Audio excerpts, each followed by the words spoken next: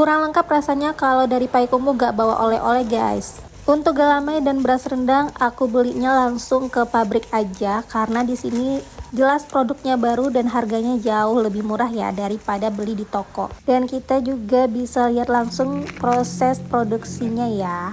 Terus kita juga mampir di pusat oleh-oleh khas kota Payakumbuh yaitu di Sanjay Rina. Ini rata-rata harganya dimulai dari 10.000 sampai 20 ribuan aja. Jadi kalian bebas pilih, banyak banget pilihannya. Mulai dari keripik, kue basah, kue kering, rendang, pokoknya di sini lengkap banget. Kalian puas banget kalau belanja oleh-oleh di sini, guys. Nih, aku kasih lihat ya, di sini ada apa aja. Kalian boleh deh lihat-lihat dulu. Mana tahu ada yang mau bisa mampir juga kan ke sini. Kalaupun kalian lagi di luar kota, tenang aja. Ini juga ada penjualan online. Kalian searching aja, namanya itu Sanjerina. Di situ ada ya, lengkap banget. Silakan cek aja. Dan semisal pun kalian bingung mau pilih yang mana, kalian boleh cobain dulu. Nanti silakan minta aja tester ke karyawan biar kalian puas dan tidak penasaran dengan rasa aslinya ya. Pastikan kalau ke Payakumbuh kalian punya bagasi yang cukup buat mastiin belanjaan kalian bisa ke bawah balik semuanya guys.